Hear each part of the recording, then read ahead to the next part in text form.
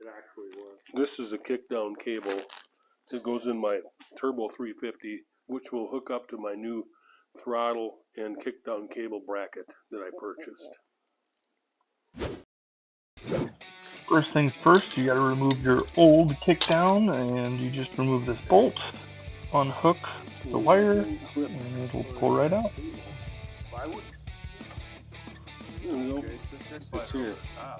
We originally put this washer here on the wrong side. What you're going to see is us taking apart This right here, like the this. kickdown and placing that washer on the correct side right here. That there. Now we are reassembling. It's all been. Attach your new hook. Make sure you have the rubber grommer on there. And we found the best way was to use a wrench and tap down with a screwdriver. Alright, Dad, you got your new kickdown put in there. Yeah, I guess so. Is that the way?